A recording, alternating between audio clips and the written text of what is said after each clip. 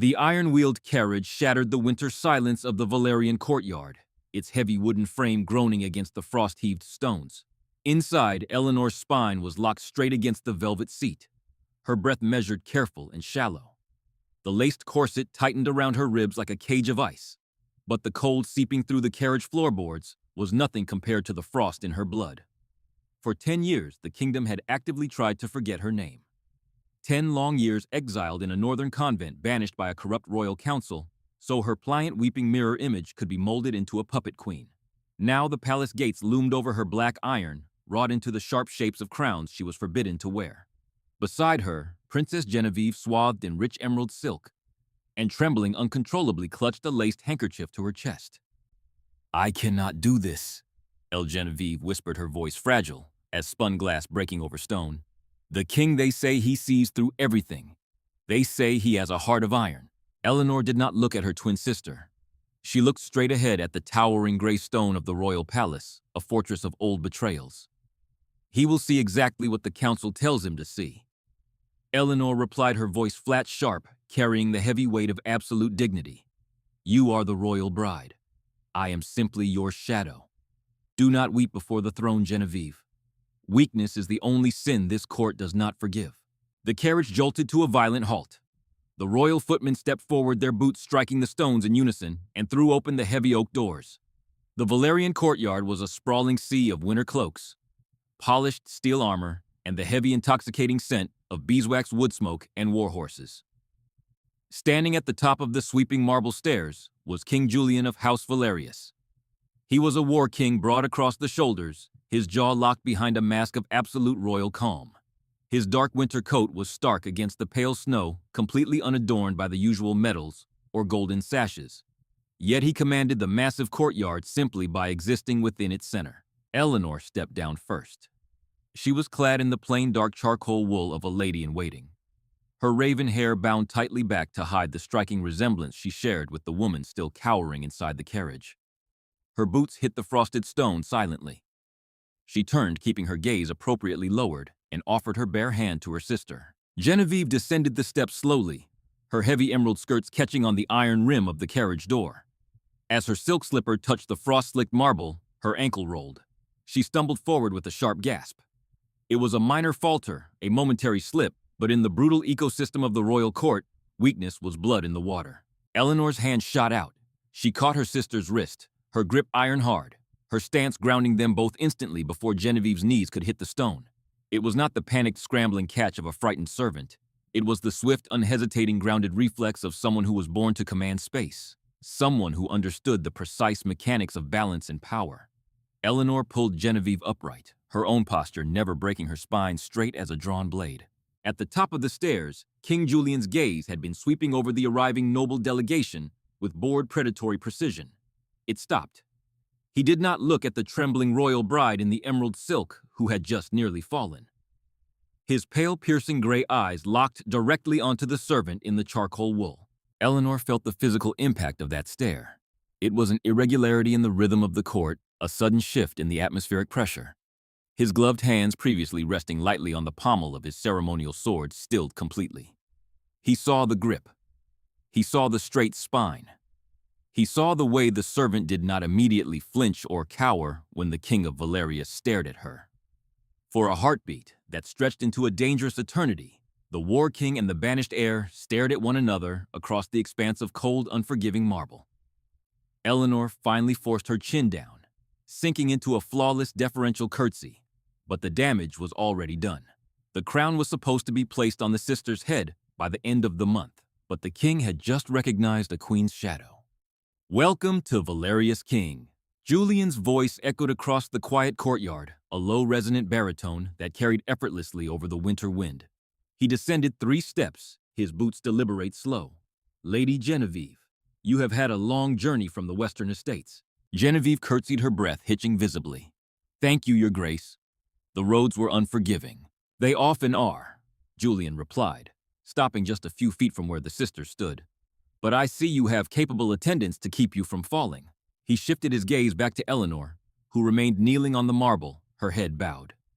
The cold from the stone was seeping through her wool skirts, biting at her knees, but she did not shiver. Rise, Julian commanded. Eleanor stood. She kept her eyes fixed firmly on the silver buttons of his coat, refusing to meet his eyes again. The air between them was thick with the tension that Genevieve, entirely consumed by her own terror, did not notice, but that the king was clearly turning over in his mind. Lord Chancellor Sterling stepped forward from the shadow of the palace doors. He was an older man draped in heavy velvet robes, his face lined with decades of political maneuvering. "Ah, Princess Genevieve," the Chancellor purred, his smile tight and practiced. "We have awaited your arrival with great anticipation. The wedding preparations are nearly complete. You will find your chambers in the East Wing most accommodating." Eleanor listened to the Chancellor's voice, the very same voice that had condemned her to the Northern Convent 10 years ago, claiming she was too wild, too defiant, too dangerous to wear the crown. A slow-burning fury coiled in her chest, tightening the corset until she could barely draw breath, but she wrapped that fury in absolute restraint. She was a ghost in this palace, a dead girl walking among the living. "Escort the princess to her rooms," Julian instructed the Chancellor, though his eyes lingered on Eleanor for a fraction of a second longer than appropriate. "Let her rest. The court will officially welcome her at the banquet tomorrow evening." Genevieve murmured a fragile thanks and began to follow the Chancellor up the grand staircase. Eleanor moved to follow her, taking her rightful place 2 steps behind. "Wait!" Julian's voice cut through the air, stopping Eleanor in her tracks. She turned slowly, her expression a perfectly blank canvas. "Yes, Your Grace. What is your name?" He asked, his tone deceptively mild, the kind of mildness a hunter uses before springing a trap. Eleanor's heart hammered a violent rhythm against her ribs, but her voice emerged steady, low, and perfectly modulated. "I am Alara, Your Grace. Simply a lady-in-waiting to the princess." Ilara, Julian repeated. He tasted the false name weighing it. "You do not move like a lady-in-waiting, Alara. You move like a soldier who has been taught to wear a skirt. I was raised on the western borders." Your Grace, Eleanor lied smoothly, her chin lifting just a fraction of an inch against her own better judgment. "One learns to walk carefully where the ground is uneven." Julian stared at her. A faint, almost imperceptible smile touched the corner of his mouth. Not a smile of amusement, but of dangerous curiosity.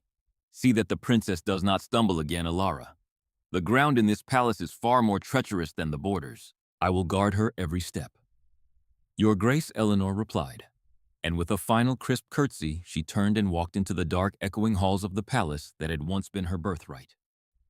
Behind her, she could feel the weight of the king's stare tracking her until the heavy oak doors closed, sealing the lie inside the kingdom. The mirrors in the East Wing chambers were tall-framed in tarnished silver and entirely merciless. They reflected the vaulted ceilings, the heavy crimson draperies that blocked out the winter sun, and the 2 women standing at the center of the vast, echoing room. To any casual observer, they were merely a frightened royal bride and her dutiful, dark-clad servant. But the silvered glass caught the truth the palace was too blind to see. "I cannot breathe, Elle. The air in this place, it feels like a tomb." Genevieve was pacing the length of the Persian rug, her hands wringing the fabric of her emerald skirts until the silk bruised. "The Chancellor looked at me as if I were a lamb being weighed for slaughter. And the king..." Genevieve shuddered, her breath hitching high in her chest. "Did you see his eyes? He is looking for a reason to discard me." Eleanor stood motionless beside the dressing table, her posture perfectly aligned, her hands folded neatly at her waist. "Stand still, Genevieve," she said, her voice dropping into that low, flat register her father's generals used before a battle. "A queen does not pace like a trapped bird. You are projecting terror into a room that is currently empty. Imagine what you will do when it is full." Genevieve stopped, her lower lip trembling. She turned to the dressing table, where the preliminary ceremonial circlet rested on a velvet cushion. It was a delicate thing of twisted silver and pearls meant for the bride to wear prior to the official coronation. Genevieve reached for it with shaking fingers and pressed it into her own hair. It immediately sat crooked, slipping against the fine, slippery strands of her updo. She whimpered, a small, pathetic sound that struck Eleanor like a physical blow. Eleanor closed the distance between them. She did not snatch the circlet. She reached out with slow, absolute precision, her calloused fingertips brushing her sister's trembling hands away. "Look in the mirror," Eleanor commanded quietly. Genevieve obeyed, her wide, tear-filled eyes meeting the reflection of Eleanor's cold, dark ones. Eleanor adjusted the silver band, sliding it firmly into the crown of Genevieve's hair, pinning it with a sudden sharp thrust that made her sister gasp. "It does not matter how heavy the metal is," Eleanor said, her voice dropping to a harsh whisper. The crown will always slide if your spine yields to it. You must push back against the weight. Lock your jaw, drop your shoulders. Do not let the metal wear you. For a fractured second, the mirror held a terrifying image, a girl wearing a crown she did not understand, and the servant standing behind her, whose eyes burned with a dark imperial fire that could have burned the palace to ash. A heavy knock at the chamber doors shattered the silence. Eleanor instantly stepped back, dropping her gaze to the floor, her hands returning to the humble fold at her waist. Enter, Genevieve managed to call out, though her voice wavered dangerously. The heavy oak doors swung inward. It was not a footman. It was King Julian striding into the private chambers without waiting for a formal announcement. He was followed closely by Lord Chancellor Sterling, who carried a polished wooden box lined in black velvet. The sudden intrusion was a deliberate breach of royal protocol, a calculated maneuver to catch the Western princess off guard. Julian stopped in the center of the room. He had shed his winter coat, wearing only a tailored black doublet that emphasized the harsh, unforgiving lines of his shoulders. His pale eyes swept over Genevieve, taking in the crooked circlet, the flushed cheeks, the shallow, panicked breathing. Then inevitably, his gaze slid past the bride and found the lady-in-waiting standing perfectly still in the shadows. "Forgive the intrusion," Princess Julian said, though his tone held not a single ounce of apology. "Tradition dictates that the Valerian betrothal gift be presented in private before the court banquet. It is a piece of history. I prefer to see how history is received without an audience to dictate the reaction." Genevieve swallowed hard, dropping into a frantic, uneven curtsy. "Your Grace honors me," Julian gestured with 2 fingers. Chancellor Sterling stepped forward, opening the wooden box. Inside lay the Winter Star, a massive, brutal collar of forged black iron embedded with a single raw, unpolished sapphire the size of a robin's egg. It was not a piece of decorative jewelry. It was a relic of war, heavy cold, and entirely devoid of delicate beauty. Genevieve stared at it, her face draining of all color. She instinctively took a half-step backward. The movement was tiny, but in the silence of the chamber it was as loud as a scream. Julian's jaw tightened. He reached into the box, his gloved hand closing around the heavy iron. He stepped toward Genevieve. "It belonged to the first queen of Valerius," he said, smoothly stopping inches from her. "She rode into the northern campaigns wearing nothing but chainmail and this collar." "Do you know why she chose iron over gold, Princess?" Genevieve froze. Her mind, educated only in poetry and embroidery, by the Chancellor's explicit orders, scrambled for an answer. The silence stretched agonizing and thick. Because iron is stronger." "Your Grace," she whispered weakly. Julian's eyes went flat. He held the collar suspended in the air, the cold iron practically radiating a chill against Genevieve's throat. "A child's answer," he murmured. He did not lower the collar, but his gaze snapped to the side, slicing through the dim light to pin Eleanor to the wall. "What about your shadow?" Julian asked softly. "Does the lady-in-waiting know the histories her mistress was apparently never taught?" Eleanor felt the Chancellor's sharp warning glare bore into the side of her head. She was supposed to lower her eyes. She was supposed to play the ignorant country maid. But the king was holding the artifact of her ancestors, testing her bloodline against a fragile impostor. The corset dug into her ribs. The cold marble seeped through the thin soles of her boots. Eleanor raised her chin. She looked directly into the War King's eyes. "She chose iron because gold melts in the fire," Your Grace, Eleanor said. Her voice did not shake. It rang clear and cold through the vaulted chamber. The iron represented the unyielding law of the realm. The sapphire represented the frozen rivers of the north. She wore both to remind the court that a queen's mercy must always be anchored by her justice, and that she would bear the heaviest burden so her people would not have to. The room fell into a suffocating, absolute silence. Chancellor Sterling went rigid, his face paling with a sudden, horrific realization of who he might actually be looking at. Genevieve held her breath, terrified of the impending wrath. But Julian did not look angry. The King of Valerius slowly lowered the iron collar. He stepped away from the trembling bride and turned his full predatory attention toward the lady-in-waiting in the charcoal wool. He studied the sharp line of her jaw, the dark fire in her eyes, the sheer unapologetic arrogance of her posture. "Fascinating." Julian whispered the word carrying a dangerous electric weight. "You keep very educated servants, Princess Genevieve." He did not place the collar on Genevieve's neck. Instead, he dropped the Winter Star back into the velvet box with a dull, heavy thud. "I will see you at the banquet tonight," Princess Julian said, his eyes still locked entirely on Eleanor. "Do try to find a dress that can support the weight of our traditions." He turned and strode out of the room, leaving the door open behind him. Chancellor Sterling shot Eleanor a look of pure venomous panic before scrambling after his king. Eleanor stood in the center of the silent room, the echo of the iron collar ringing in her ears, knowing with absolute certainty that the king had just laid a trap, and she, with all her royal pride, had walked directly into it. The Great Hall of Valerius was less a dining room and more a theater of predators. 10,000 beeswax candles blazed in the massive iron chandeliers overhead, casting a harsh, unforgiving light over the long tables of polished oak. The air was thick with the scenting of roasted venison, heavy, spiced wine, and the sharp, perfumed sweat of 300 nobles waiting to see the Western princess fail. Eleanor stood exactly 2 paces behind Genevieve's high-backed mahogany chair. Her spine was locked into rigid perfection, her hands folded beneath her dark wool apron. The heat of the hall pressed against her, the tight lacing of her corset, restricting her breath to shallow, measured sips. From this vantage point, she could see the entire court. She could see the sneers hidden behind crystal goblets, the whispering noblewomen in their velvet gowns, and most dangerously the war king sitting at the head of the table. King Julian had not touched his food. He sat back in his carved chair, a goblet of dark wine resting lightly in his calloused hand, his pale eyes tracking the subtle currents of the room. Every time his gaze swept past the royal bride, it inevitably hooked onto the shadow standing behind her. Genevieve was drowning. She was draped in layers of emerald silk and heavy gold chains that Lord Chancellor Sterling had insisted she wear, but she looked like a child playing in her mother's wardrobe. Her face was chalk pale, her hands trembling so severely that she had not dared to lift her spoon. To her right sat the Chancellor, desperately trying to steer the conversation towards safe, superficial topics like the Western orchards and court music. But Valerius was a kingdom forged in ice and iron, and its nobles had no patience for poetry. The assault came during the second course. Ambassador Corba, a warlord from the brutal northern ridges, leaned forward across the table. He was a massive man with a scarred jaw and a voice like grinding stones. He pointed a silver knife casually toward Genevieve, a deliberate breach of etiquette that made Eleanor's blood run hot. Princess Genevieve, the ambassador, rumbled, silencing the immediate vicinity. The court ceased its chatter, heads turning like hounds scenting blood. My lords in the ridges are eager to know how the Western territories intend to handle the collapse of the Silver Reach Treaty. With the mountain passes snowed and the grain tariffs are starving my people.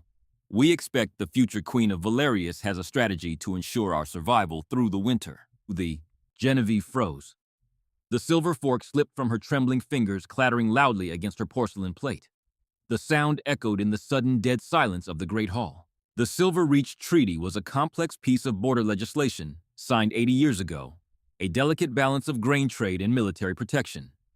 Genevieve did not even know where the Silver Reach was. She opened her mouth, her eyes darting wildly toward Chancellor Sterling. The Chancellor's face tightened into a mask of restrained panic. Ambassador Sterling intervened smoothly, raising his goblet. Surely a royal banquet is not the place for such dreary economic matters. The princess has only just arrived. I did not ask you. Chancellor Corba snarled, his eyes locked on the terrified girl. I asked the woman who presumes to wear the crown. A queen who cannot feed her boarders is no queen at all. Tell me, princess, what is your decree? Genevieve let out a small, breathless gasp. She reached blindly for her wine goblet, her hand shaking so violently that her fingers caught the heavy crystal stem. The goblet tipped. A flood of dark red wine spilled across the pristine white linen tablecloth, dripping steadily onto the emerald silk of her lap. It looked exactly like blood. A collective murmur of disdain swept through the great hall. Some nobles smirked. Others turned their heads in polite disgust. Julian did not move. He watched the spilled wine, his expression unreadable, waiting to see if the fragile bird would finally snap. Eleanor moved before the first drop of wine hit the floor. She stepped out from the shadows, a pristine white linen napkin appearing in her hand. She did not rush. She moved with the slow, deliberate grace that immediately commanded the space around the bride's chair. She knelt gracefully beside Genevieve, dabbing the spilled wine from the silk, but she did not lower her head. Instead, Eleanor turned her face upward, her dark, piercing eyes locking directly onto Ambassador Corba across the table. The princess is silently appalled by your lack of historical comprehension, Ambassador Corba, Eleanor said. Her voice was not loud, but the sheer icy authority in it carried effortlessly through the cavernous hall. The murmuring died instantly. Hundreds of eyes snapped to the lady in waiting in the charcoal wool. Chancellor Sterling choked on his breath, his hand gripping the edge of the table. Eleanor rose smoothly to her feet, holding the wine-stained napkin at her side like a banner of war. She stood tall, her posture radiating an absolute chilling command that made the emerald-clad princess beside her look entirely invisible. The Silver Reach Treaty. Eleanor continued her diction flawless. Her tone, laced with elegant condescension, explicitly states under the fourth provision that in the event of an early winter freeze blocking the northern passes, the tariff on western grain is not lifted but subsidized by the crown's eastern iron reserves. You do not need the princess to alter the treaty. You need your lords to petition the master of coin for an iron exchange, as the law has dictated for 80 years. Ambassador Corba stared at her, his jaw slackening. He had expected a weeping girl. He had just been verbally executed by a servant. And as for your manners, Ambassador Eleanor added, her voice dropping to a deadly whisper that sent a shiver down the length of the royal table. My mistress chooses silence because she knows that a true ruler does not raise her voice to remind a vassal of laws he should already know. You would do well to remember your place before you point a blade at the royal table again. The great hall was plunged into a silence so profound that Eleanor could hear the wax dripping from the chandeliers. Ambassador Corba slowly lowered his silver knife, his face flushing a deep, humiliated red.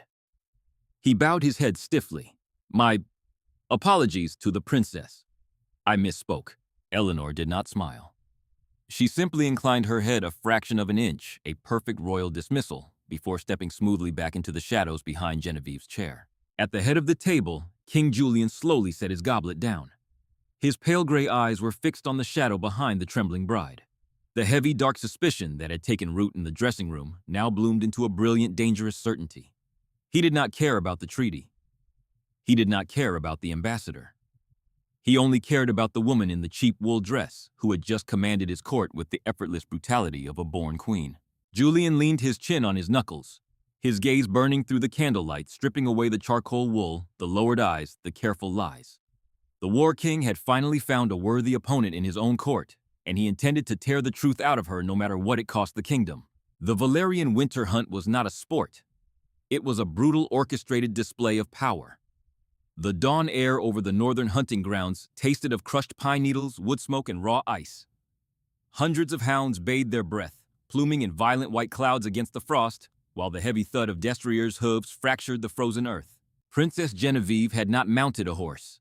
She was confined to a heavy gilded sleigh draped in white fox furs, her face pale and miserable as she huddled against the biting wind.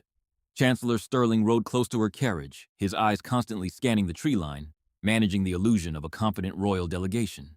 Eleanor, however, had been relegated to the rear of the hunting party, explicitly denied the comforts of the royal sleigh. The master of the horse under Sterling's quiet direction had assigned the lady-in-waiting a half-broken roan gelding with a treacherous temper and a hard mouth. It was a petty, calculated cruelty meant to humiliate her to ensure the servant looked foolish and uncoordinated before the Valerian court. They did not know that the exiled princess of the West had been practically raised in the saddle by her father's generals before the Chancellor had locked her away. Eleanor sat the difficult roan with invisible iron control. Her spine was a masterclass in balance, her charcoal wool riding habit a stark contrast against the brilliant snow. When the gelding tossed its head and tried to rear, Eleanor did not scream. She merely shifted her weight, pressing her knees into the animal's flanks with a precise, punishing authority, and checked the reins with a brutal flick of her wrists. The roan snorted immediately, submitting to a rider who understood dominance. 100 yards ahead at the vanguard of the hunt, King Julian reined in his massive black warhorse. He was draped in a dark hunting cloak, a silver-hilted dagger strapped to his thigh. He had seen the roan's rebellion, and more importantly, he had seen how the servant in the cheap wool dress had instantly broken the animal's will without a single word. Julian raised a gloved hand. The horns sounded a low, mournful blast that echoed off the mountains. The hunt surged forward, breaking into a thunderous gallop as the hounds caught the scent of a stag. The chaos of the charge was instantaneous. Snow kicked up in blinding sheets. Nobles shouted, plunging their horses into the thick of the ancient pine forest. Chancellor Sterling shouted for the sleigh to be pulled toward the safer cleared paths. Eleanor held the roan back, intending to remain in the shadows, but a massive black shadow cut across her path, forcing her gelding to a sliding, violent halt. It was the king. Julian did not look at the fleeing stag, nor did he follow his court. His pale gray eyes were locked entirely on Eleanor. "Follow me," he commanded, his voice slicing through the roar of the wind. Eleanor's grip tightened on the leather reins. Your Grace, my place is with the princess. Your place is where I command it to be. Alara Julian interrupted, the false name sounding like a threat on his tongue. Ride. He wheeled his warhorse and plunged into a dense, unbroken trail of snow leading deep into the silent pines, moving directly away from the Chancellor and the rest of the hunting party. Eleanor had no choice. To refuse a direct order from the king in front of his guards would invite treason. She spurred the roan and followed him into the white abyss. They rode hard for 10 minutes, the sounds of the horns and the hounds fading into a distant muffled echo until the forest swallowed them entirely. The trees here were ancient, their massive branches drooping under the weight of heavy snow, creating a vaulted cathedral-like silence. Julian finally brought his horse to a halt in a small clearing. The air was dead quiet save for the heavy, ragged breathing of the horses. He swung down from his saddle with a fluid, predatory grace. Eleanor stopped the roan 5 paces away. She did not dismount. She sat perfectly still, her dark cloak wrapped tightly around her, her heart hammering a slow, dangerous rhythm against her ribs. Dismount, Julian said softly. Eleanor looked down at him. A servant does not sit while the king stands, your grace. But the snow is deep, and my boots are thin. I will await your orders from here. Julian stepped forward. The snow crunched heavily beneath his boots. He did not ask again.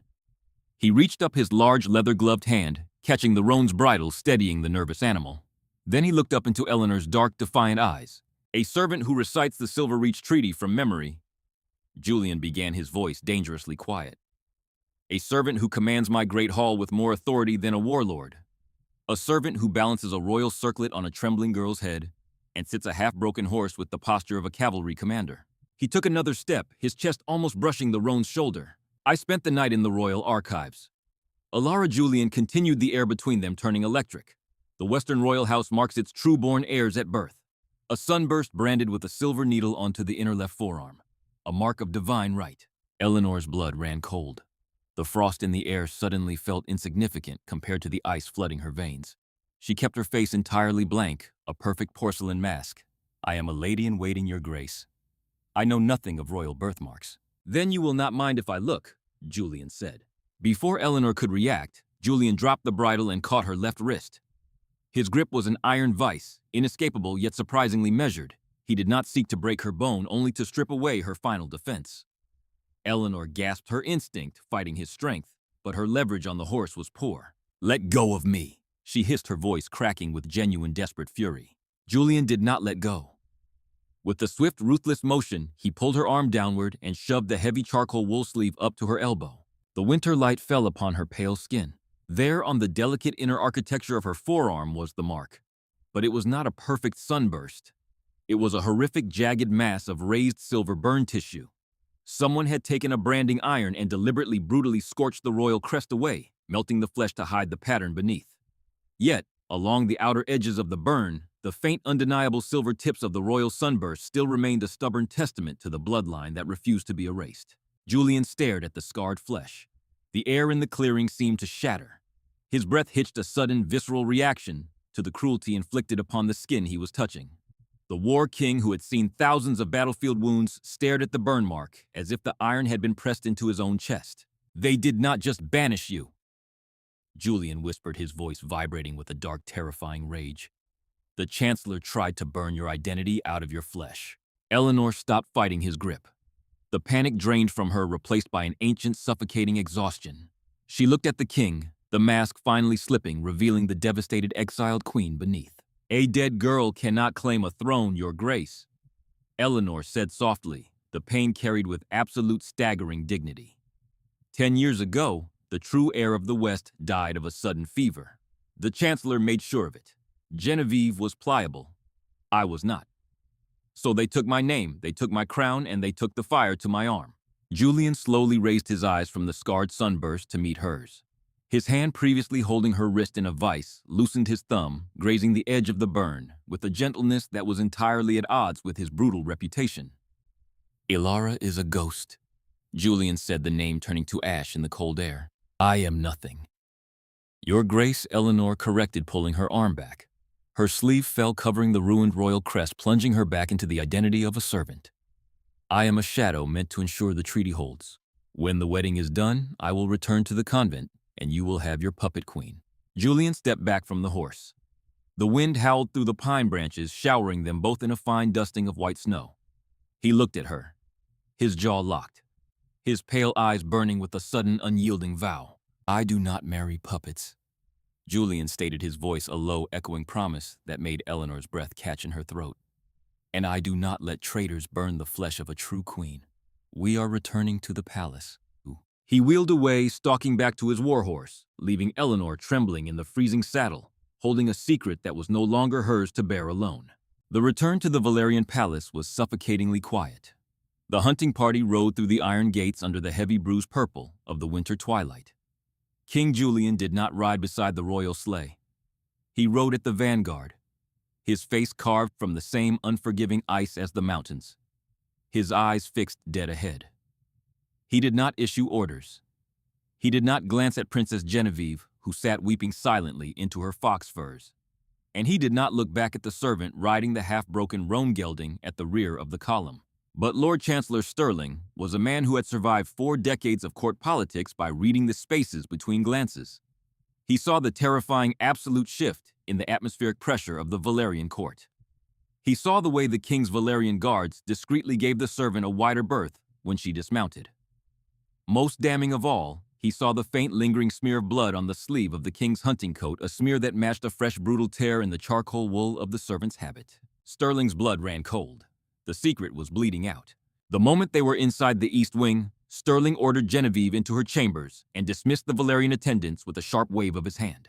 The heavy oak doors slammed shut, plunging the lavish room into tense, candlelit shadows. Genevieve collapsed onto the velvet settee, her chest heaving as she finally allowed the panic to consume her. "He hates me," she sobbed, burying her face in her hands. "The king did not speak a single word to me the entire afternoon. He looked at me as if I were already a ghost." Stirling paced the length of the Persian rug, his velvet robes hissing against the floorboards. "Stop weeping, you foolish girl," he snapped, shedding his usual diplomatic purr for the venomous bite of a desperate man. "Tears will not secure a crown. Tell me exactly what happened in the dressing room yesterday. Tell me everything the king said to her." Genevieve flinched, her pale green eyes wide with terror. "He asked about the winter star. I did not know the answer. Alara spoke for me. She spoke of iron and fire and justice and the king."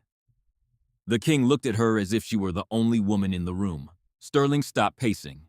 The silence in the room grew heavy, toxic, and absolute. The idiot girl had allowed the exiled queen to speak history to a war king. Julian was not a man easily fooled by silken tears. He was a predator who respected strength. And Eleanor, despite 10 years of beating starvation and silence in a northern convent, still possessed the undeniable, terrifying gravity of the true bloodline. "She is a rot in the foundation," Stirling whispered to himself, staring blindly at the flames in the hearth. "If the king suspects the deception before the coronation tomorrow morning, we are dead. All of us. He will execute us for treason, and he will place that feral creature on the throne." Genevieve let out a strangled cry. "Chancellor, please, we must leave. We must tell him she forced her way here." Stirling turned slowly, his eyes flat and devoid of mercy. "No. We will sever the diseased limb to save the body. The king cannot crown a woman who does not exist." Midnight fell over the Valerian palace like a shroud.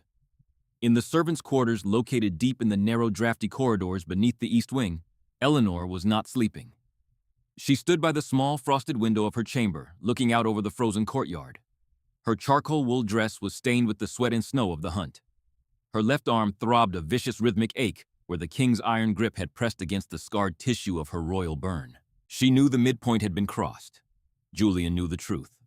But Julian was bound by a complex web of treaties and alliances. He could not simply declare a servant a queen without absolute, irrefutable proof that the Chancellor had committed high treason. The board was set, and Eleanor knew Stirling would make his move before dawn. A heavy boot kicked the wooden door of her chamber. The flimsy lock shattered instantly, the metal bracket tearing free from the frame. Eleanor did not flinch. She did not scream. She turned slowly from the window as 4 men filed into the cramped room. They were not Valerian royal guards. They wore the dark leather and muted green tunics of the Chancellor's personal Western retinue. Behind them stepped Lord Stirling, his face pale and sharp in the dim light of the single candle. "You were instructed to be a shadow," Eleanor Sterling said, dropping the false name entirely. The venom in his voice was thick enough to choke on. You were brought here to ensure your sister did not collapse before she reached the altar. You were not brought here to seduce a king with your arrogance. I did not seduce him. Eleanor replied, her voice low, steady, carrying the chilling authority of the throne he had stolen from her. I merely stood before him. It is not my fault that a true king knows the difference between a royal bloodline and a dressed-up doll. Sterling's face twisted in pure visceral hatred. Seize her, he commanded. Two of the Western guards lunged forward. Eleanor moved with the brutal, violent efficiency of a woman who had spent 10 years fighting for her life in the shadows. She sidestepped the first man, using his own momentum to drive his face into the sharp stone corner of the hearth. The sickening crack of breaking bone echoed in the small room. She spun her elbow, connecting with the second guard's throat, dropping him to his knees, gasping for air. But the space was too tight, the corset too restrictive, the odds too heavily stacked. The remaining two guards hit her simultaneously, their heavy armored weight driving her to the cold floor. Eleanor fought silently. Her breath was trapped in her lungs, her ribs aching under the crushing pressure, but she refused to give them the satisfaction of a scream. Rough, calloused hands grabbed her wrists, dragging her arms behind her back with agonizing force.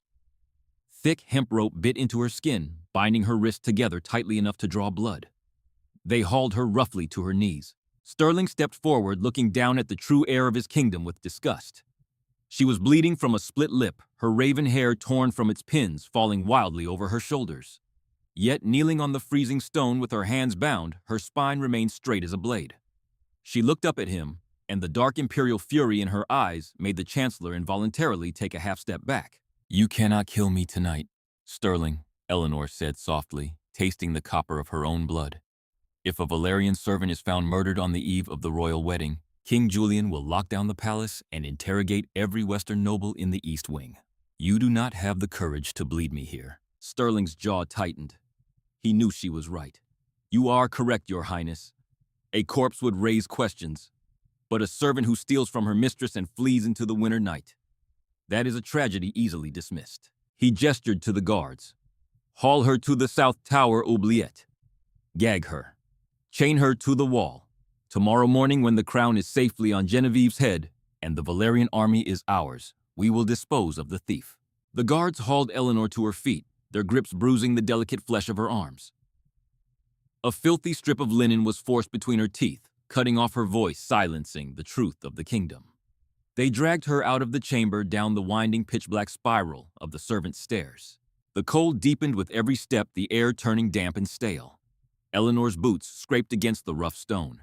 She did not struggle against the inevitable. She saved her strength, her mind sharp, counting the turns, memorizing the steps. They threw her into the dark circular chamber of the oubliette.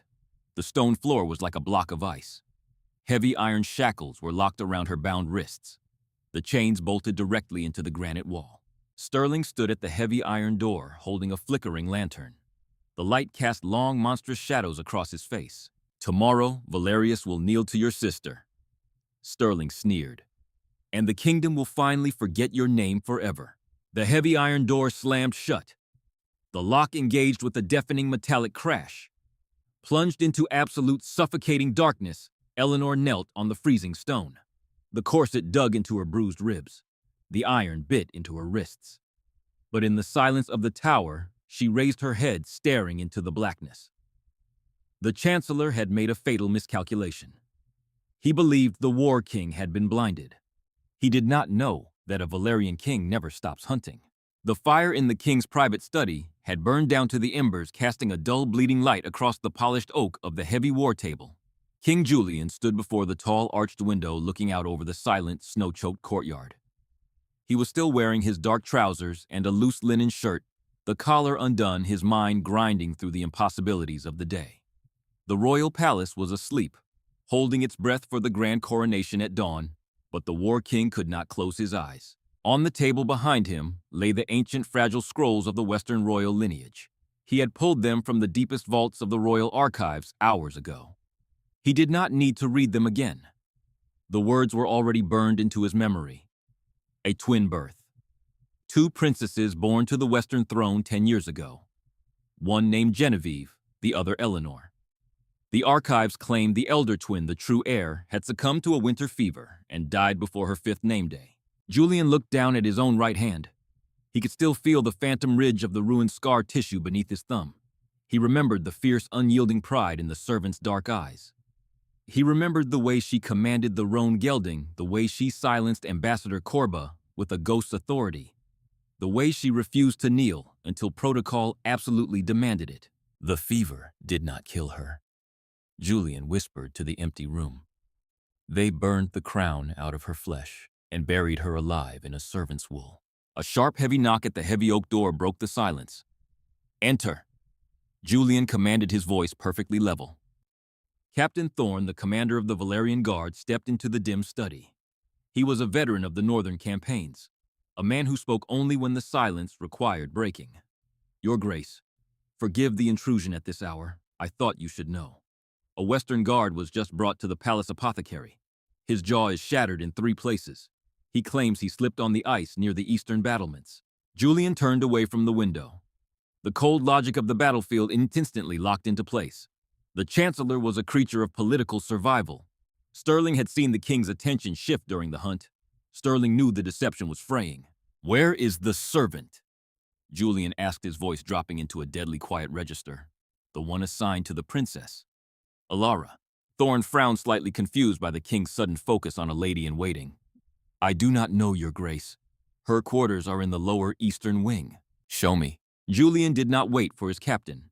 He strode out of the study, moving with a terrifying predatory swiftness down the echoing marble corridors of the sleeping palace. Thorne followed closely, his hand resting instinctively on the pommel of his sword, sensing the sudden violence radiating from his king. They reached the servants' quarters in the lower wing. The narrow corridor was pitch black, smelling of damp stone and cheap tallow. Julian did not need a lantern to see the splintered wood around the lock of the small door at the end of the hall. He pushed the door open. The room was empty. The bed had not been slept in. On the rough stone edge of the hearth, a single dark smear of blood reflected the faint moonlight spilling through the frosted window. Julian stared at the blood. The air in his lungs turned to ice. He knew Sterling's Western mercenaries.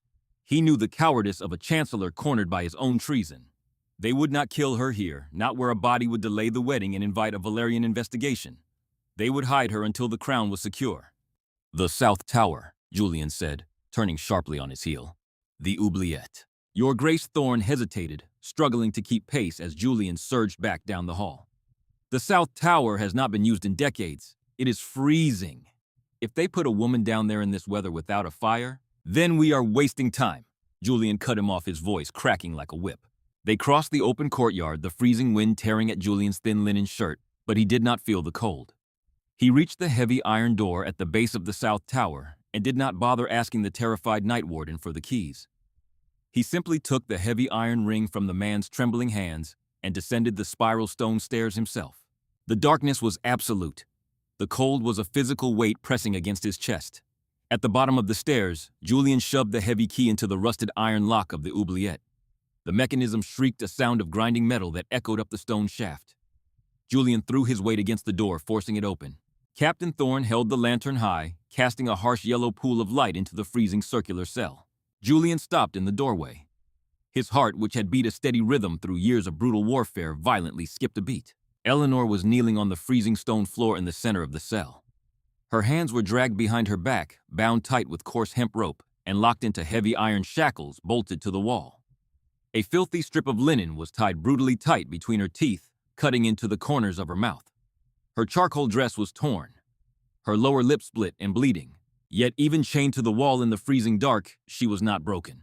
Her spine was locked rigidly straight. Her head was held high, and when the lantern light hit her, she did not flinch, she did not weep, and she did not cower. She looked at Julian with the dark, unyielding fury of a queen who had outlived her own murder. Julian moved. He crossed the cell in 2 massive strides, dropping to his knees on the freezing stone before her. His hands, usually instruments of war, reached for the knot at the back of her head, with a frantic, uncharacteristic desperation. He pulled the gag free, tossing the bloodied linen into the dark. For a moment, neither of them spoke. The air was filled only with the harsh, ragged sound of Eleanor pulling cold oxygen into her burning lungs. "You came," she finally whispered. Her voice was raspy, broken by the cold and the gag, but the inherent command in it remained entirely intact. "I came!" Julian answered, his voice thick with the rage so profound it shook the broad line of his shoulders. "Turn! Let me break these chains." "No," Eleanor said. Julian froze. He looked at her, his pale eyes searching her bruised, exhausted face in the lantern light. "You are freezing. Your hands are bleeding. Let me break the iron." "If you break the iron now," Eleanor said, her breathing slowing, steadying as she regained her absolute control, "you must arrest Sterling tonight. In the shadows. In the dark." "That is exactly what I intend to do," Julian snarled, his jaw locking. "I will have him dragged to the courtyard. I will have his head separated from his shoulders before the sun rises." And then what Eleanor challenged, leaning forward slightly, the chains rattling against the stone. "You execute a foreign chancellor in the middle of the night over a servant. You tell the court a ghost story about a burned crest and a stolen crown. They will say you went mad. They will say you fabricated the treason to avoid the marriage treaty." Julian stared at her. Even now, bound in the dark, bleeding onto his stone floor, she was thinking like a monarch. She was seeing the geopolitical board while he was blinded by the instinct to protect her. "What do you want?" Eleanor, Julian asked, softly, speaking her true name for the very first time. It felt incredibly heavy, a word that carried the weight of an entire kingdom. Eleanor looked at the War King, the man who had finally seen her when the rest of the world chose blindness.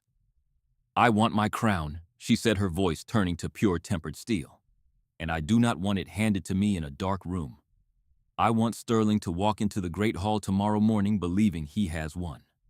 I want my sister to stand before your throne, and when the Archbishop raises the Valerian crown, to place it on the head of the false twin.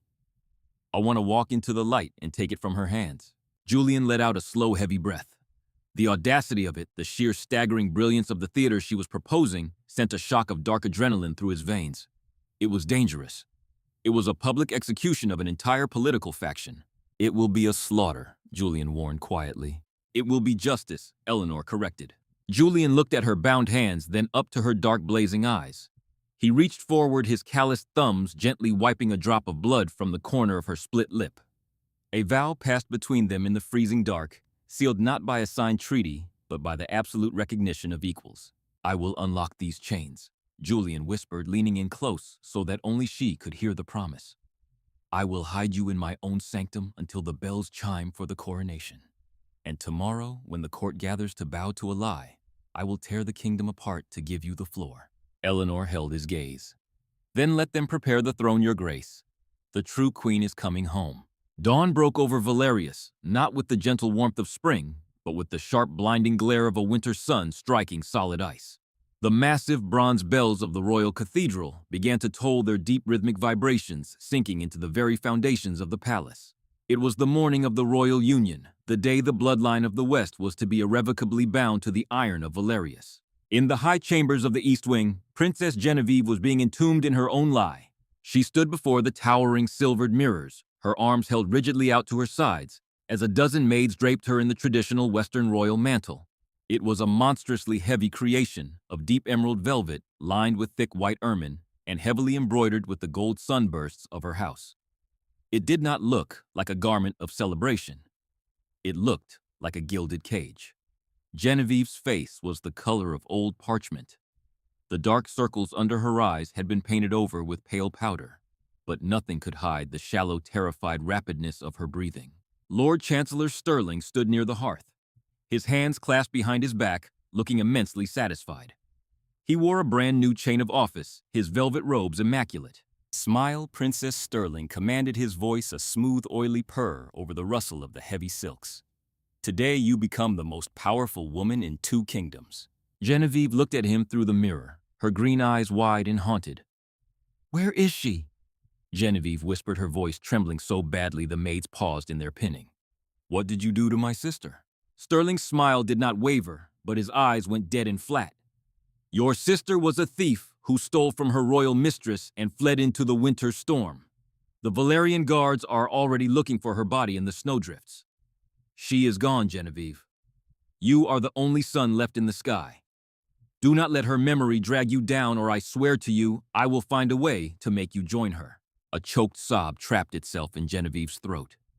She closed her eyes as the maid settled the heavy mantle onto her shoulders. The weight of the usurper's robes physically pressed her down, forcing her to lock her knees just to remain standing. She was a prisoner to her own weakness, marching toward a throne she did not deserve to sit beside a king who terrified her. 2 corridors away, the doors of the Grand Basilica of Valerius were thrown open. The throne room was a cavernous theater of ancient power. Arching pillars of dark granite reached up toward a ceiling lost in the shadows, while massive stained glass windows cast fractured blood red and sapphire light across the black and white marble floor. 500 nobles, diplomats, and warlords stood in perfect suffocating silence, forming an aisle that led directly to the raised dais. At the end of the aisle, seated upon the iron throne of Valerius, was King Julian. He did not wear the ornate silks or the heavy jeweled cloaks preferred by past monarchs. The war king wore his formal military dress, a high-collared tunic of midnight blue, the silver Valerian crest resting over his heart, and a heavy dark cape spilling over one shoulder. His face was an impenetrable mask of carved stone. His pale gray eyes swept over the massive crowd, cold, calculating, and predatory. He looked less like a groom awaiting his bride, and more like a judge presiding over a mass execution. The grand brass horns blared, signaling the arrival of the Western princess. The heavy oak doors at the back of the hall groaned open. Genevieve began her long walk down the aisle. She moved slowly, her hands clutching the front of her emerald skirts, her eyes fixed blindly on the floor directly ahead of her.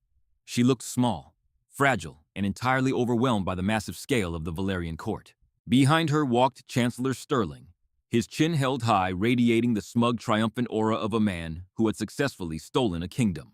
And behind Sterling walked the retinue of 6 veiled ladies-in-waiting carrying the impossibly long train of the emerald mantle. They were dressed in uniform, simple dark mourning gray, with thick lace veils obscuring their faces to signify their absolute subservience to the royal bride. No one in the court noticed the third lady-in-waiting on the left. Sterling certainly did not notice her.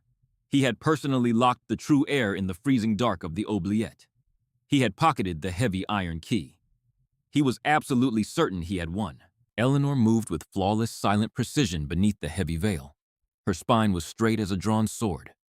The dark wool of the servant's dress concealed the brutal bruises blooming on her ribs, and the long sleeves hid the raw, bloody chafing around her wrists where Julian had shattered her iron chains hours ago. She had refused to stay hidden in the king's sanctum. If she was to reclaim her kingdom, she would not do it by stepping out of a side door. She would do it by standing directly in the center of the trap her enemies had built for her.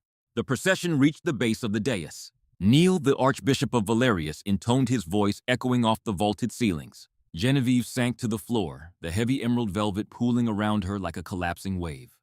Sterling stepped back, taking his place among the highest nobility.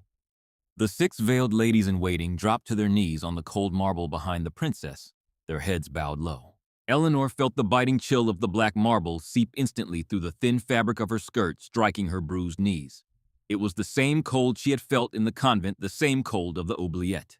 But today, the cold did not paralyze her. It anchored her. She kept her head perfectly bowed, staring at the polished stone, breathing in the heavy metallic scent of the ceremonial incense. Above them all, Julian did not move. He sat on the throne looking down at the trembling impostor in the emerald silk. Then his gaze shifted fractionally, lifting over Genevieve's bowed head over the smug, smiling face of Chancellor Sterling, and locking directly onto the veiled servant kneeling in the shadows of the royal train. Though Eleanor could not see his face through the heavy lace, she felt the physical weight of his stare. It was an unspoken command, a promise of the violence to come. The Archbishop stepped forward, holding the consort's crown, a delicate, terrifyingly heavy circle of white gold and diamonds. He raised it high above Genevieve's head. The entire court held its breath. The moment of absolute, irreversible union was upon them. Before the gods of the north and the laws of the realm, the Archbishop's voice rang out clear and ringing in the silent hall. We gather to crown the bloodline of the West and unite Princess Genevieve of House. Stop. The word was not shouted. It was spoken in a low, resonant baritone that carried the absolute, undeniable force of a physical blow. The Archbishop froze his hands, trembling as the crown hovered inches above Genevieve's head. Chancellor Sterling's smug smile vanished instantly, his head snapping toward the throne in shock.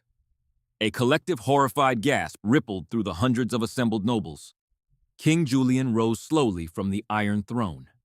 He did not look at the Archbishop. He did not look at the trembling bride who had just let out a terrified whimper.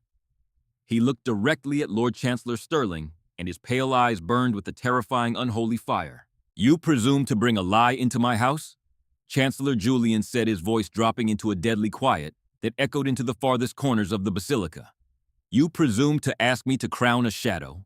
The royal court of Valerius held its breath. The trap had just sprung closed. Chancellor Sterling's face drained of all color, the sudden, sickening pallor making the deep lines of his age look like cracks in dry earth. He took a hesitant half-step forward, his hands rising in a placating gesture, though his fingers trembled violently against his velvet robes. Your Grace Sterling stammered, a frantic, oily smile stretching across his face. I do not understand. The pressure of this historic day must be weighing heavily upon you. The true bloodline of the West is kneeling right before you. Princess Genevieve is a puppet." Julian cut him off, his voice striking the silence like a blacksmith's hammer against an anvil. Julian descended the marble steps of the dais. He did not hurry. His boots struck the black and white stone with a slow, measured, terrifying cadence. He bypassed the archbishop, whose hands were still frozen in midair, holding the heavy diamond crown. He bypassed Genevieve, who was now openly sobbing into the white ermine collar of her emerald mantle, entirely crushed by the sheer terror of the king's wrath. Julian stopped at the base of the stairs, standing directly in front of the Chancellor. "You brought me a girl who trembles at the weight of her own cloak," Julian said, his voice carrying effortlessly to the farthest stained glass windows of the basilica. "You brought me a bride whose mind you have kept deliberately hollow, so that you might rule through her signature. You thought the War King of Valerius was a blunt instrument. You thought I would not notice that the Western crown had been hollowed out from the inside." Sterling's breath hitched. He looked frantically at the Western nobles gathered in the crowd seeking support, but they were paralyzed by the sudden, absolute shift in power. "My king, this is madness," Sterling rasped, his composure fracturing.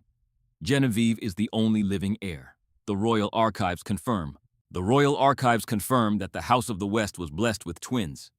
Julian roared, the sheer volume of his voice making the massive crystal chandeliers above them tremble. "And I know, Chancellor, that you did not bury the elder twin in the ground. You buried her in the shadows." Julian turned his back on the Chancellor. He looked past the weeping impostor on the floor. He looked directly at the line of 6 veiled ladies-in-waiting, kneeling in their coarse dark mourning gray. For 10 years, Julian's voice dropped, returning to that deadly resonant baritone that commanded armies. The true heir has been forced to kneel while traitors sold her kingdom. That ends today. Julian extended his right hand, the heavy silver rings on his fingers, catching the blood-red light of the stained glass. "Rise, Eleanor of the West," the king commanded. "Rise and claim your court." For a single suspended heartbeat, the basilica was so quiet one could hear the wax dripping from the candles. Then the third lady-in-waiting on the left moved. Eleanor did not scramble to her feet. She did not hesitate. She rose from the freezing black marble with the slow, terrifying, absolute grace of a leviathan breaking the surface of a still ocean. The joints in her knees ached. The raw, bleeding skin around her wrists burned where the iron shackles had bitten into her flesh just hours ago. But as she straightened her spine, the cheap charcoal wool of her dress seemed to transform, carrying more gravity, more inherent majesty than the emerald and ermine pooling around her weeping sister. Eleanor reached up with steady, calloused hands. She took hold of the heavy lace veil that obscured her face and pulled it free, letting it drop to the marble floor. A collective, deafening gasp ripped through the great hall. 500 nobles stared in absolute, paralyzing shock. The resemblance was physically undeniable. The same raven-black hair, the same pale ivory skin, the same aristocratic architecture of the cheekbones. But where Genevieve's face was soft, wet with tears and crumbling in terror, Eleanor's face was forged from cold steel. Her dark eyes swept over the massive crowd, burning with an imperial fire that made the hardened warlords of Valerius instinctively want to bow their heads. Sterling let out a strangled, animalistic sound of pure panic. The ghost he had locked in the oubliette was standing in the light of the throne room. "She is an imposter!" Sterling screamed, his voice cracking hysterically, spit flying from his lips. "A thief. A madwoman dragged from the kitchens to look like the princess guards. Sees her execute the traitor." 4 of Sterling's Western mercenaries drew their swords, lunging forward to silence the true queen before she could speak. They did not make it 2 steps. Steel rang out in a blinding, deafening chorus. Captain Thorne and 20 heavily armored Valerian royal guards drew their broadswords in perfect unison, creating an impenetrable wall of jagged iron between the Western mercenaries and Eleanor. The sudden, violent threat of a massacre in the cathedral brought the hall to a dead, breathless standstill. "Stand down," Julian warned, not looking at the mercenaries, his eyes fixed only on Sterling. "The next man who draws steel in my basilica will leave it in pieces." Sterling was hyperventilating, backing away until his shoulders hit the edge of a granite pillar. "She has no proof," he shrieked, pointing a trembling finger at Eleanor, the true princess. "Eleanor died of the winter fever. Look at her. She wears the rags of a servant. She is nothing." Eleanor stepped forward.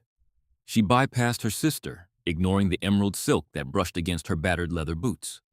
She walked directly toward the Chancellor, her dark eyes pinning him to the stone. "You call me a thief, Sterling?" Eleanor asked. Her voice was not a scream. It was low, elegant, and saturated with a lethal aristocratic venom. "What did I steal?" "The name you ordered, stripped from me when I was a child. The life you stole when you locked me in a northern convent because you could not control my mind." Eleanor raised her left arm high for the entire court to see. With her right hand, she gripped the thick charcoal wool of her sleeve. "Or did I steal the crown you tried to melt out of my flesh?" she demanded.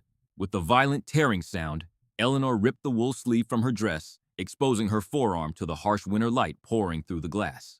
The court gasped again, this time in collective horror. There on the pale skin of the woman, who carried herself like a goddess of war, was the brutal raised mass of silver-burned tissue. But it was not entirely destroyed. The unmistakable delicate silver points of the Western Royal Sunburst extended past the edges of the burn, a permanent, undeniable brand of divine right that the Chancellor's branding iron had failed to completely erase. "Look at it." Eleanor's voice finally rose, echoing with 10 years of suppressed fury ringing off the vaulted ceilings. "Look at the treason of your Chancellor. He burned the crest of my ancestors into my skin so he could place a trembling child on the throne. I am Eleanor of House Valois, the true-born Queen of the West, and I have returned to take back my name." The silence that followed was absolute. The Western nobles in the crowd stared at the scarred sunburst, their faces draining of color as the horrific truth of the last decade slammed into them. The girl they had been told was dead was standing before them bearing the unyielding grace of their founding monarchs. Julian stepped forward. He did not ask for permission. He reached out and took Eleanor's scarred, bruised left hand in his.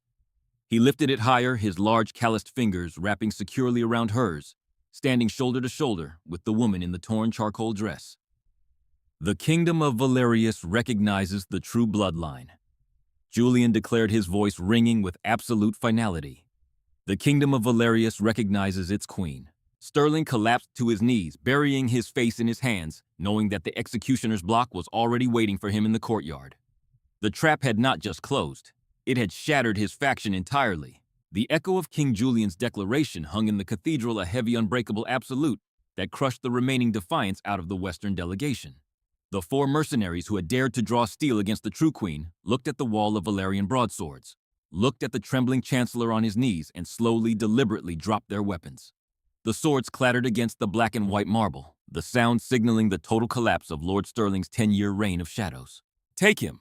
Julian ordered, his voice devoid of any heat, cold and absolute as a winter glacier. Captain Thorne stepped forward. He did not use the velvet ropes reserved for noble prisoners. He reached to his belt and unhooked a set of heavy rusted iron shackles, the exact same irons that Julian had shattered in the South Tower oubliette just hours before. Thorne locked them brutally around Chancellor Sterling's wrists. The Chancellor gasped, the cold, unforgiving bite of the metal, a sudden violent reality. "Mercy, your grace." Sterling wept, his pristine velvet robes dragging against the floor as Thorne hauled him roughly to his feet. "Princess Eleanor, I beg of you. Everything I did to keep the western borders secure. I did it for the realm." "You did it for power," Eleanor replied. She did not raise her voice. She did not need to. Her words sliced through the cavernous space with lethal precision. "You built a throne of lies, Chancellor, and you expected a ghost to carry its weight. You will be taken to the very cell you left me in. You will sit in the freezing dark, and you will wait for the executioner's block.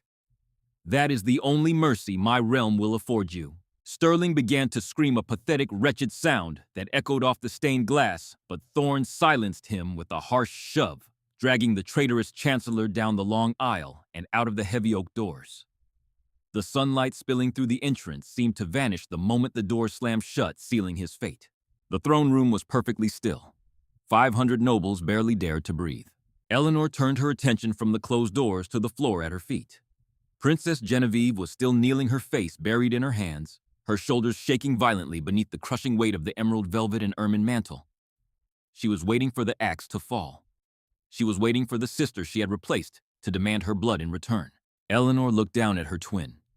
She felt the phantom ache in her scarred forearm, the memory of a decade of starvation and silence. The rage was there, a dark pulsing undercurrent, but Eleanor was not a creature of blind vengeance. She was a queen. Eleanor reached down. Her bruised, calloused hands grasped the heavy gold clasps of the royal mantle.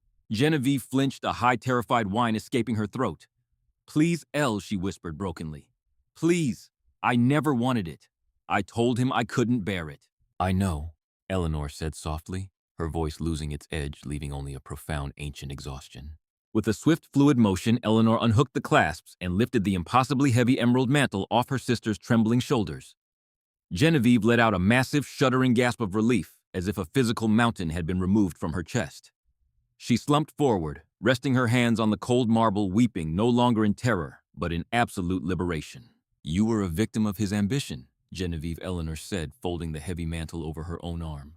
"But you are not a queen. You never were. Return to the Western estates. Live the quiet life he stole from you. You are forgiven." Genevieve looked up, her tear-streaked face, reflecting pure, unadulterated shock, followed by a fierce, desperate gratitude. She bowed her head until her forehead touched the freezing marble, pressing a kiss to the stone at Eleanor's feet. "Thank you, my queen," she whispered. Eleanor turned away. She carried the emerald mantle, the symbol of her stolen birthright, toward the dais. She stood before the Iron Throne, wearing the torn, blood-stained charcoal wool of a servant. Her hair loose and wild, her skin bruised. Yet as she looked up at King Julian, she had never looked more regal. The Archbishop of Valerius was still standing frozen on the steps, clutching the consort's crown of diamonds and white gold. He looked from Eleanor to the king, his hands trembling. "Your Grace, the ceremony, the rites." "Step aside," Archbishop Julian commanded quietly. The holy man practically scrambled out of the way. Julian stepped down to the final marble tier. He reached out and took the heavy diamond crown from the Archbishop's hands. He held it for a moment, feeling the cold weight of the metal, looking at the woman who had walked through hell to stand before him. "You asked me to give you the floor," Julian said, his voice dropping to a low, intimate murmur meant only for her ears. "You have it, Eleanor. You have the floor. You have the court. You have the kingdom." Eleanor looked up into his pale gray eyes. The War King's face was no longer an impenetrable mask of stone. It was open, raw, burning with a fierce, absolute devotion that stripped the breath from her lungs. The corset tightening around her ribs was forgotten. The pain in her wrists faded. She saw only the man who had recognized her light in the deepest darkness. "And what of the king?" Eleanor asked, a faint ghost of a smile finally touching the corner of her lips. "Do I have him as well?" Julian's breath hitched. He stepped closer, closing the final distance between them. The heat of his chest radiated against the winter chill. "Until my last breath, my queen," he swore. Julian lifted the crown. Eleanor did not kneel. A Valerian king did not require a true queen to bow to receive her right. She stood tall, her spine straight, as a blade, her chin held high.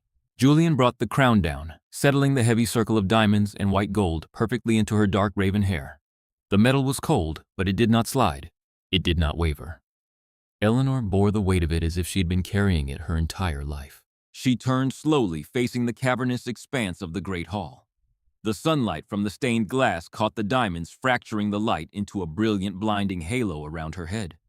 She was a vision of absolute survival, a queen forged in iron and ice, wearing a servant's dress and a monarch's crown. Captain Thorne drew his broadsword and dropped to one knee, driving the point of his blade into the floor. The sound was the catalyst. Like a massive wave breaking against a cliff, the 500 nobles of Valerius and the West moved as one. Silk skirts rustled over cold marble. Swords clattered against the stone. Heads bowed low. From the highest warlord to the lowest diplomat, the entire court dropped to their knees, their submission absolute and undeniable. The kingdom had gathered to witness a lie, but they bowed to the truth. King Julian stepped up beside her, his hand finding hers, their fingers interlacing. He looked out over the kneeling court, then down at the woman who had conquered it without drawing a single blade. Long live the Queen! Julian's voice echoed through the silence. Long live the Queen! The court roared in unison, a thunderous vow that shook the very foundations of the palace. Eleanor stood before the Iron Throne, the winter sun warming her scarred arm. The shadow was finally dead. The true heir had returned. And as she squeezed Julian's hand, she knew the throne of Valerius would never be cold again.